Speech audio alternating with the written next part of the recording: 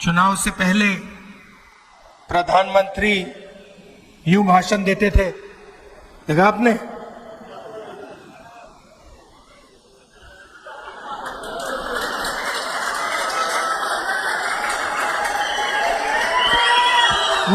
എത്ര സൂക്ഷ്മമായിട്ടാണ് രാഹുൽ ഗാന്ധി കാര്യങ്ങൾ നിരീക്ഷിക്കുന്നത് എന്ന് നോക്കൂ. കഴിഞ്ഞ 10 വർഷക്കാലവും താൻ പോരിമയുടെ മൂർത്തിമത് ഭാവമായിരുന്ന നരേന്ദ്രമോദി നെഞ്ചു വിരിച്ച് തല ഉയർത്തി അഹങ്കാരത്തിൻ്റെ അങ്ങേ അറ്റത്ത് നിന്നായിരുന്നു മൈക്കിന് മുന്നിൽ സംസാരിച്ചിരുന്നത്. ഇപ്പോൾ കാര്യങ്ങൾ മാറി മറിഞ്ഞിരിക്കുന്നു. മോദിയുടെ ആ നെഞ്ചു വിരിവൊക്കെ പോയി, തല ഉയർത്തിപ്പിടിക്കലൊക്കെ പോയി. ഇപ്പോൾ കുനിഞ്ഞ് ഖിന്നനായാണ് നരേന്ദ്രമോദിയുടെ പ്രസംഗങ്ങളൊക്കെയും. രാഹുൽ ഗാന്ധി അത് പറഞ്ഞു കഴിഞ്ഞപ്പോഴാണ് നരേന്ദ്രമോദി ഈ 3ാം ടേമിൽ വന്നതിന് ശേഷമുള്ള അദ്ദേഹത്തിൻ്റെ പാർലമെൻറ്റിനകത്തെ പ്രസംഗങ്ങളായാലും പാർലമെൻറ്റിന് പുറത്ത് ഈ സഭാ സമ്മേളനം തുടങ്ങുന്നതിന് മുമ്പ് നടത്തിയ പ്രസംഗങ്ങളായാലും ഒക്കെ സൂക്ഷ്മമായി നിരീക്ഷിച്ചത്. അപ്പോൾ അത് ദൃശ്യമാണ്. നരേന്ദ്രമോദിയുടെ ആ പഴയ പ്രകടനങ്ങളും ഇപ്പോഴത്തെ പ്രകടനവും താരതമ്യം ചെയ്ത് നോക്കിയാൽ രാഹുൽ ഗാന്ധി ജമ്മുവിൽ അവതരിപ്പിച്ച ആ മോണോ ആക്ടിന് അർത്ഥമുണ്ട് എന്നുള്ള കാര്യം മനസ്സിലാകും. നരേന്ദ്രമോദി അദ്ദേഹത്തിൻ്റെ യുഗം കഴിഞ്ഞിരിക്കുന്നു എന്ന തിരിച്ചറിവിലെത്തിയിരിക്കുന്നു. മോദിയുടെ പ്രഭാവമൊന്നും ഈ രാജ്യത്തില്ല എന്നുള്ള ബോധ്യം അദ്ദേഹത്തിന് ഉണ്ടായിരിക്കുന്നു. ജനങ്ങൾ അവർ ഈ തെരഞ്ഞെടുപ്പിലൂടെ നടത്തിയ വിധിയെഴുത്ത് മോദിക്കെതിരായിട്ടുള്ളതാണ്. മോദി ഒരുപാട് ആഗ്രഹങ്ങൾ ബാക്കി വച്ചിട്ടുണ്ട്. വലിയ ഭൂരിപക്ഷത്തോടെ 400 സീറ്റുകളൊക്കെ നേടി ഇന്ത്യയുടെ ഭരണഘടനയെ തന്നെ മാറ്റി എഴുതി.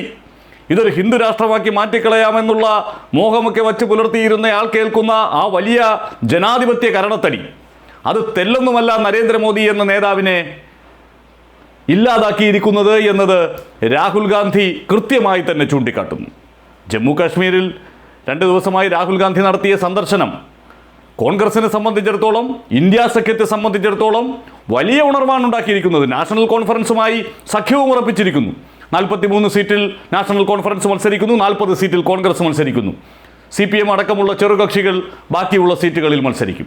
PDPയുമായി ഇപ്പോഴും സഖ്യത്തിലേക്ക് എത്താൻ സാധിച്ചിട്ടില്ലെങ്കിലും പലയിടങ്ങളിലും സൗഹൃദ മത്സരത്തിനുള്ള അന്തരീക്ഷമൊരുക്കാൻ രാഹുൽ ഗാന്ധിയുടെയും മല്ലികാർജ്ജുന ഖാർഗെയുടെയും ആ സന്ദർശനത്തിലൂടെ സാധ്യമാകുന്നുണ്ട്. അതുകൊണ്ട് തന്നെ PDPക്ക് വലിയ സ്വാധീനമുള്ള ജമ്മുവിൽ കഴിഞ്ഞ തവണ PDPയും നാഷണൽ കോൺഫറൻസും കോൺഗ്രസും BJPയും തമ്മിലുള്ള പോരാട്ടമായിരുന്നു നടന്നിരുന്നത്. ചതുഷ്കോണ മത്സരം നടന്നു. അവിടെയാണ് BJPക്ക് നേട്ടമുണ്ടാക്കാനായത്. പക്ഷേ അത്തരമൊരു സാഹചര്യം ഒഴിവാവുകയാണ്. ഇപ്പോൾ നാഷണൽ കോൺഫറൻസും കോൺഗ്രസും ഒരുമിച്ച് മത്സരിക്കാൻ തീരുമാനിക്കുന്നു. PDPയുമായി BJPക്ക് സ്വാധീനമുള്ള ഇടങ്ങളിലെങ്കിലും സൗഹൃദ മത്സരം ഉറപ്പിക്കാനുള്ള ശ്രമം നടക്കുന്നു. അങ്ങനെ വന്നാൽ അവിടെ BJPക്ക് കഴിഞ്ഞ തവണ നേടിയ സീറ്റുകൾ നേടാൻ സാധിക്കില്ല എന്നുറപ്പ്. BJPയുടെ സ്വാധീന മേഖല മുഴുവൻ ജമ്മുവിലാണുള്ളത്. അപ്പോൾ ജമ്മു കാശ്മീർ പിടിച്ചെടുത്ത് കളയാമെന്ന BJPയുടെ മോഹങ്ങൾക്ക് തിരിച്ചടി നൽകാൻ രാഹുൽ ഗാന്ധിയുടെ ഈ സന്ദർശനത്തിന് സാധിക്കുന്നു. ആ സന്ദർശനത്തിൽ അദ്ദേഹം നടത്തിയ പ്രസംഗങ്ങളിലെല്ലാം പ്രതിപക്ഷ നേതാവ് എന്ന നിലയിൽ, സൂക്ഷ്മമായി രാഷ്ട്രീയത്തെ നിരീക്ഷിക്കുന്ന ഒരാളെന്നുള്ള നിലയിൽ നരേന്ദ്രമോദിയുടെ ഓരോ നീക്കങ്ങളെയും കൃത്യമായി അപഗ്രഥിക്കുന്ന ഒരാളെന്ന നിലയിൽ മോദിയെ വല്ലാതെ നശിപ്പിച്ച് കളയാൻ രാഹുൽ ഗാന്ധിക്ക് സാധിച്ചിട്ടുണ്ട്. അദ്ദേഹം നേരത്തെയും ചെയ്തിരുന്നത് അതുതന്നെയാണ്. പക്ഷേ ഇപ്പോൾ കൂടുതൽ സൂക്ഷ്മമായി നരേന്ദ്രമോദിയുടെ ബോഡി ലാംഗ്വേജിൽ ഉണ്ടായിരിക്കുന്ന ചെറിയ മാറ്റങ്ങൾ പോലും രാഹുൽ ഗാന്ധി തിരിച്ചറിയുന്നു. അത് ജനങ്ങൾക്ക് മുന്നിൽ തുറന്നു കാട്ടുന്നു. चुनाव से पहले प्रधानमंत्री यूं भाषण देते थे, देखा आपने?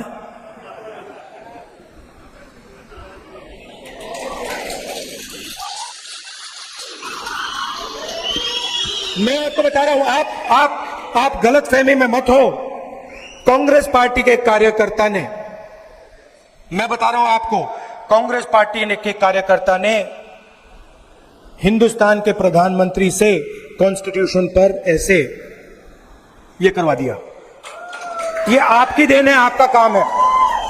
और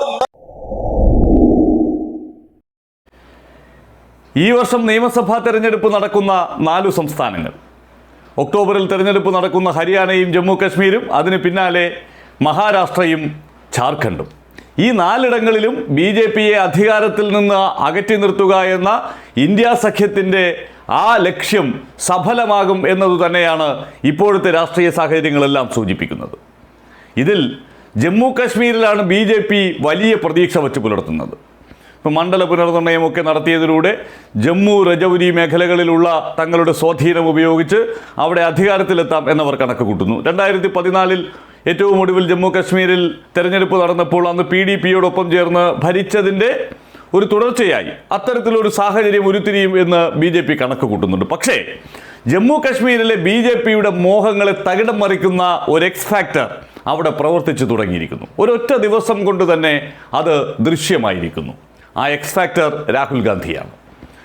രാഹുൽ ഗാന്ധിയും കോൺഗ്രസ് അധ്യക്ഷൻ മല്ലികാർജ്ജുന ഖാർഗെയും ജമ്മു കശ്മീരിൽ നടത്തിയ സന്ദർശനം തെരഞ്ഞെടുപ്പിന് മുന്നോടിയായി ഒരുക്കങ്ങൾ വിലയിരുത്തുന്നതിനും പാർട്ടിയുടെ സഖ്യസാധ്യതകൾ ചർച്ച ചെയ്യുന്നതിനുമായിട്ടാണ് അവരവിടെ എത്തിയത്. പക്ഷേ രാഹുൽ ഗാന്ധിക്ക് ലഭിച്ച വീരോചിത സ്വീകരണം അത് നൽകുന്ന സൂചന ജമ്മു കശ്മീരിൽ BJP വിചാരിച്ചതുപോലെ കാര്യങ്ങൾ നടക്കില്ല എന്നത് തന്നെയാണ്. വഴിയിലുടനീളം രാഹുൽ ഗാന്ധിയെ കാണാൻ ചെറുപ്പക്കാർ തടിച്ചുകൂടിയിരുന്നു. ഇപ്പോൾ ശ്രീനഗറിൽ രാഹുൽ ഗാന്ധിക്ക് ലഭിച്ച ഈ സ്വീകരണം BJPയെ വല്ലാതെ അലോസരപ്പെടുത്തുന്നുണ്ട്. നേരത്തെ രാഹുൽ ഗാന്ധി ഭാരത് ജോഡോ യാത്രയുമായി ബന്ധപ്പെട്ട് കശ്മീരിലെത്തിയപ്പോഴും അതിനുശേഷം ലഡാക്ക് മേഖലയിൽ ചൈനീസ് അധിനിവേശം ഈ സർക്കാരിനെയും ബോധ്യപ്പെടുത്തുന്നതിനായി അദ്ദേഹം നടത്തിയ സന്ദർശനത്തിലും രാഹുൽ ഗാന്ധിക്ക് ലഭിച്ച വലിയ സ്വീകരണം, വലിയ പിന്തുണ അത് ലഡാക്കിൽ BJPയുടെ സിറ്റിംഗ് MPയുടെ പരാജയത്തിന് പോലും കാരണമായിട്ടുണ്ട് എന്നുള്ള കാര്യം നാം മറക്കരുത്. അവിടെ നിന്ന് ജയിച്ച സ്വതന്ത്ര MP പിന്നീട് കോൺഗ്രസിന് പിന്തുണയും പ്രഖ്യാപിച്ചു.